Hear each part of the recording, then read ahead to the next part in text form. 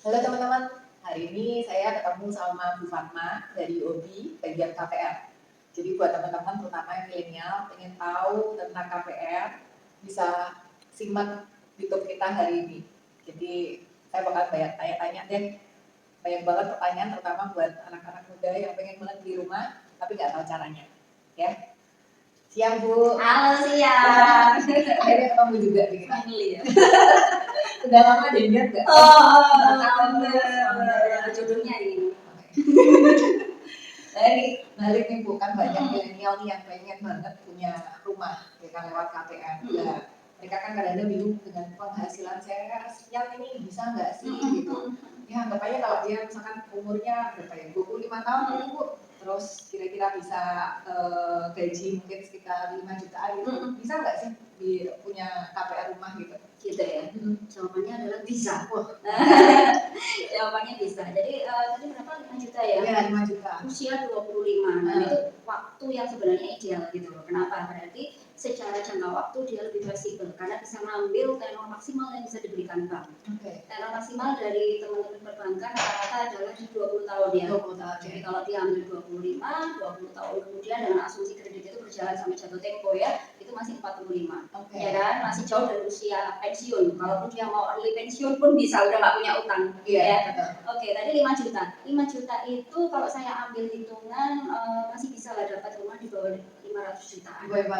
Mungkin kira-kira kayak 400 juta. 400 ya, masih bisa lah ya di Semarang ya. 400 juta. DP-nya berapa? DP-nya saya ambil yang minimal ya, itu di 10%. 10%. Jadi kan 40 juta ya. KPR-nya sekitar 360, ambil 20 tahun yang maksimal aja. Angsurannya masih sekitar 2 juta. 2 jutaan. 2 jutaan, kalau income 5 juta masih bisa lah ya, biaya hidup cost of living selisihnya. Benar nggak? Itu dari sisi internal si milenialnya. Dari sisi bank pun secara rasio masih masuk. Ya kan, 2 dibanding 5 masih di bawah 50%. Rata-rata di perbankan rasio untuk maksimal adalah di 50%. Jadi jawabannya bisa. Kira-kira kayak ada biaya-biaya lainnya nggak? Mereka kan harus siapin nih selain DP 40 juta, terus masih ada biaya-biaya lainnya. Biayanya apa aja nih? Betul. Jadi selain DP yang harus disediakan adalah yang pertama adalah untuk biaya transaksi jual belinya, ya. Betul. Di transaksi jual beli itu kan pasti ada pajak pembeli nih, dari sisi si calon pembeli ya. Kemudian nanti ada biaya balik nama. Pajak pembelinya sekitar 5% kan ya. Terus kemudian ada biaya balik nama, pengecekan dan segala macam ya. Itu mungkin 1%-an ya. Kemudian yang kedua adalah untuk biaya KPR itu sendiri. Biaya KPR ini ada biaya administrasi bank dan asuransi. Nah itu biayanya kira-kira berapa persennya gitu Bu? Biaya sekitar 3-4%. Iya. Nah, kenapa tadi saya juga sampaikan usia muda adalah usia yang ideal untuk ambil rumah dan lewat KPR. Ada faktor yang memperkecil biayanya ya tadi berkaitan dengan biaya yang dikeluarkan berapanya itu asuransi jiwa.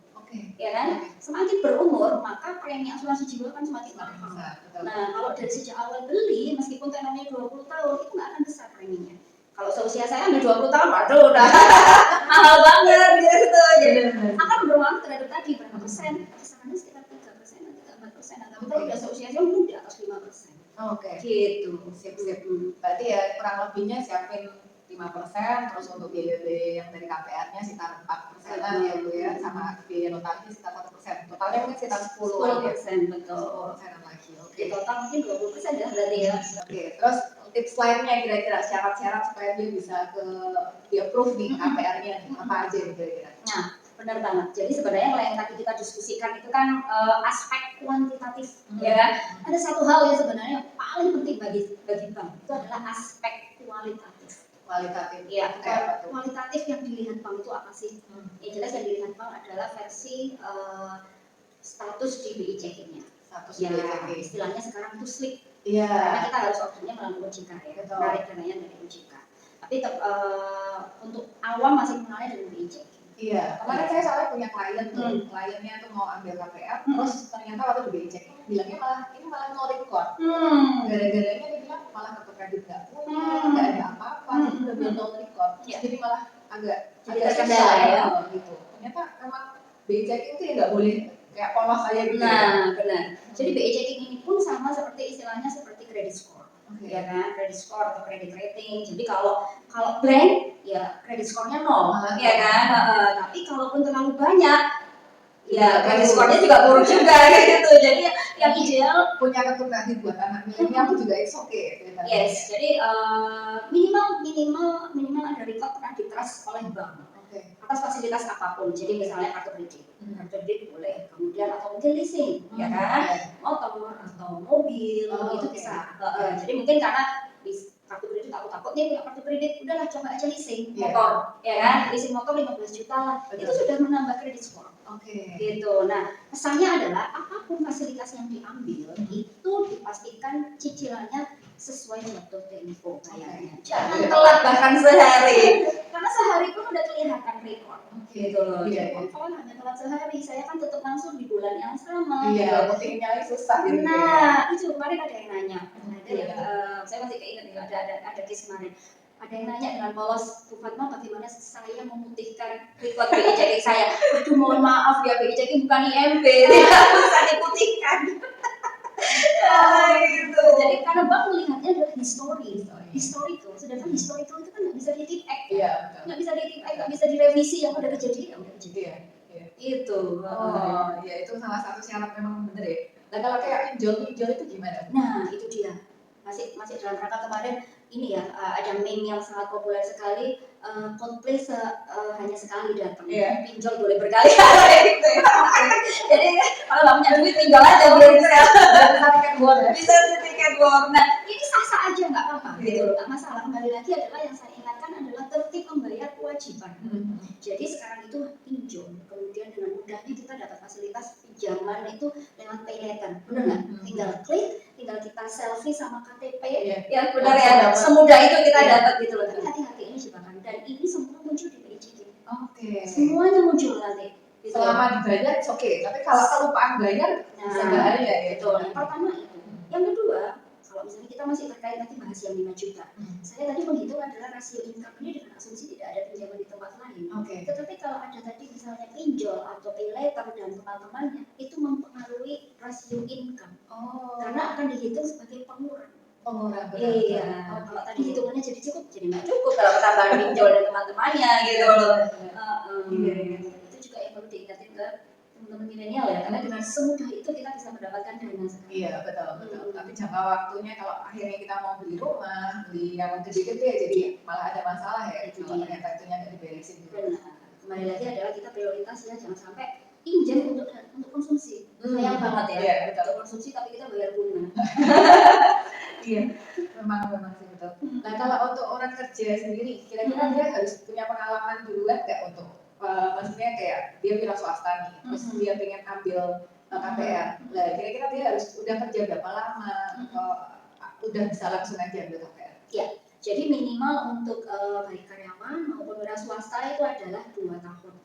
Ya, jadi kalau karyawan total bekerja 2 tahun, kalau wira swasta juga total menjalankan usaha tersebut 2 tahun. Nah kalau wira swasta berarti perlu, kan pasti beda nih sama karyawan ya. Kalau karyawan ada subvensi. Nah kalau wira swasta tahunnya dari mana? Tahunnya ini ya. Sudah 2 tahun atau belum ya? Jadi yang pertama adalah dari izin usaha. Izin usaha itu memang idealnya adalah sebelum menjalankan usaha kita mengajukan izin ya. Tapi kan ada beberapa yang aku coba usaha dulu, belum bikin izin. Sehingga itu tidak berkorelasi di tadi misalnya lamanya usaha dengan lamanya bikin izin usaha. Nah, ada alternatif lain yang dilakukan bank adalah melakukan checking. Gitu. Checking bisa dilakukan ke supplier, ke buyer, sekitar usaha. Berarti dilihat mutasinya ya? Dilihat, kalau mutasi mungkin hanya 3-6 bulan terakhir ya. Kita nggak mungkin minta 2 tahun terakhir ya. Benar, itu kan biasanya checking. Jadi kalau misalnya saya misalnya usaha apa nih, toko apa misalnya, toko bahan bangunan misalnya, pasti kan dia punya supplier, dia punya buyer. Nah, yang dilakukan bank adalah kita checking nih suppliernya. Misalnya si toko ini sudah berhubungan berapa lama? 2 tahun. Kayak interview sama mereka juga ya. Checking. Atau mungkin nanya ke sekeliling toko. Toko ini sudah jalan berapa lama? Alternatifnya bisa. Cari tahunya dari situ kan. Kalau buat kayak wira swasta segala, kira-kira ada tipsnya nggak sih kira-kira yang dia bisa? Oh iya nanti dia bakalan. Kan pasti pertanyaannya kayak izin properti. Saya pasti nggak sih ini? Di-approve nggak ya? Saya izin properti kan juga bingung nih jawabnya apa ya kan berdasarkan duit kamu gitu. Nah ini kira-kira apa sih? Mungkin mereka bisa mempersiapkan kayak tadi kan ternyata harus sekitar 2 tahunan. Nah, kayak kalau teman-teman punya usaha ya mulai dijalaninnya benar-benar serius. Misalkan memang udah planning mau punya rumah kan berarti memang sudah di planning dari 2 tahun ini untuk nantinya mau ambil KPR misalkan. Nah selain itu kira-kira ada lagi apa Mbak yang oke ini bakalan bisa nih. Misalkan gini, kalau saya punya deposito atau apa gitu, itu apakah pengaruh juga sama banknya? Iya. Jadi yang pasti berpengaruh bagi bank adalah income yang diterima si konsumen ini valid nggak? Caranya adalah untuk melihat income ini masuk ke dalam rekening bank atau enggak. Ya, jadi baik karyawan maupun wira swasta yang dilihat adalah income yang masuk ke rekening. Kalau karyawan clear ya seperti saya ya sebulan sekali gitu kan. Mau masuk sekian tanggal berapa, cocok nih sama slipnya, clear. Nah kalau yang wira swasta juga yang dilihat adalah omsetnya. Omsetnya tadi masuk ke rekening apa enggak. Nah kalau untuk yang usahanya memang nature-nya itu masuk rekening clear ya, misalnya seperti bisnis online. Bisnis online itu enak sekali verifikasinya karena pasti masuk rekening. Benar nggak? Pembelian dari marketplace ya, atau mungkin lewat media digital yang lain pasti akan masuk ke rekening. Nah, bagaimana yang dia menjalankan offline dan tunai? Nah, sarannya adalah sudah mulai menertibkan penerimaan tunainya tersebut untuk disetorkan ke rekening. Sekarang kan banyak ya anjungan bank-bank yang tidak perlu antri di counter, bisa setor tunai, ya kan? Nah, itu bisa diatur oleh bank. Gitu. Jadi misalnya kalau tadi saya cerita contohkan adalah toko bangunan kan tidak semuanya rekening ya.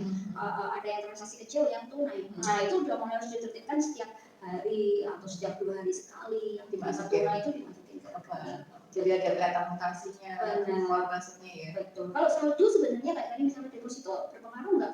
Berpengaruh, tetapi itu menjadi poin nomor kesekian. Gitu. Nomor pertamanya adalah mutasi atau omsetnya itu terjadi. Iya kan. Oke. Sip. Terus kalau banyak yang tanya nih, kira-kira kalau analisa KPR itu tuh berapa lama? Berapa lama sampai kamu bakal bisa beli pakai KPR itu keluarnya berapa lama? Benar. Itu pertanyaan yang sekian puluh tahun saya sebagai karyawan jualan KPR berarti saya bisa dapat ACC-nya kapan? Padahal baru tanda tangan form aplikasi. Pengennya langsung gitu. Bisa ACC gitu ya, pengennya gitu sih. Jadi kalau seperti tadi saya cerita kalau karyawan memang lebih simpel ya, cara verifikasinya daripada wira swasta. Pasti kalau karyawan lebih cepat, sekitar 2 sampai 3 hari. Hari kerja ya. Kalau untuk wira swasta karena tadi perlu dilakukan checking ke supplier, ke buyer, menganalisa rekening dan sebagainya, sekitar 4 sampai 5 hari kerja. Sebenarnya cepat sih, kalau untuk proses KPR itu. Cuman terus terang yang agak lama itu adalah proses kelengkapan dokumen. Nah, langsung dikasih ya. Benar, kita udah sampein saya minta A, B, C, D, E, dikasih A, B dulu, C-nya besok, D-nya besok. Tapi argo konsumen bilang itu dari sejak A dikasih. Gitu. Iya, memang itu sering banget tuh. Kurang rekeningnya udah dikasih. Betul. Benar, rekening udah dikasih tapi nggak full, misalnya 3 bulan. Seperti itu biasanya kalau jadi kalau mau beli rumah memang harus sudah dipersiapkan jangka waktu yang lama. Terus rekeningnya juga udah dibagusin duluan ya. Udah biar waktu di print itu udah enak ya. Benar. Oke. Nah itu kan baru yang analisa untuk pribadinya membeli. Terus belum ada yang analisa untuk appraisal. Yang dibeli ya. Nah itu kalau yang rumahnya sendiri butuhnya apa aja sama juga berapa lama? Kalau untuk rumah yang akan dibeli yang jelas adalah, nah ini salah satu keuntungan untuk beli rumah lewat KPR. Pasti bank akan memastikan legalitasnya clear. Benar nggak? Kalau cash dia hanya berhubungan antara penjual dan pembeli. Mungkin dibantu sama teman broker ya. Tapi kalau KPR pasti bank akan make sure, ya kan, legalitasnya gitu. Nah yang pertama adalah sertifikat. Sertifikat yang bisa diterima bank adalah SHGB atau SHM atau SHM RSS kata itu ya. Kemudian IMB, atau sekarang namanya PBB. Ganti namanya. Sekarang PBB. Kemudian yang terakhir adalah PBB. PBB ini adalah fungsinya sebenarnya nanti untuk pada saat penentuan nilai transaksi jual beli ya. Untuk pajaknya segala macam. Karena kita akan menghitungnya semua dasarnya dari NJOP. Seperti itu. Nah itu kalau analisa yang rumahnya sendiri kan setahu saya harus kita janjian dulu ada orang yang pergi ke sana untuk analisa rumahnya. Terus dari situ kalau kayak di UOB sendiri analisanya dari internal atau dari eksternal? Iya, jadi kita bisa opsinya internal atau eksternal. Sampai transaksi 10 miliar bisa internal. Di atas 10 miliar belum eksternal. Baru eksternal ya? Iya. Nah, itu berapa lama keluarnya hasilnya analisanya? Hasilnya untuk penilaian ini, jadi kalau kalau untuk KPR di kita biasanya jalan paralel. Kan tadi ada aspek penilaian si konsumennya, debiturnya, ada penilaian untuk jaminannya. Jadi untuk menghemat waktu kita jalan paralel. Karena ini sudah ada petugasnya masing-masing kan yang melakukan analisa income dengan analisa objek yang akan dibeli. Jadi sama-sama sekitar 2 hari juga. Jadi kalau misalnya tadi sama-sama karyawan 3 hari itu sudah final, sudah termasuk penilaian jaminan, sudah termasuk analisa income. Gitu. Mantap ya ini. Iya, mana juga banyak yang surprise gitu loh, nanya berapa lama 3 hari? Hah, saya pikir sebulan. Ya udah berarti buruan disiapin ya DP-nya. Betul. Memang sih kalau dari banknya sendiri kebanyakan bisa cepat ya Bu ya. Malah kadang-kadang dari kliennya agak lama. Mungkin malah dari faktor bayar pajaknya atau notarisnya ya. Itu sekarang yang memang agak lama validasi pajak ya. Oke, ya mungkin saat ini itu dulu pertanyaan kita. Mungkin nanti kita ambil part 2. Iya. Karena masih banyak lagi pertanyaan dari teman-teman yang lebih mendetail lagi tentang KPR. Jadi nanti saya bakalan panggil lagi Bu Fatma untuk kita ngobrol lagi tentang KPR lagi. Yang pengen tahu, tetap stay di YouTube-nya channel kita. Ya, bye-bye.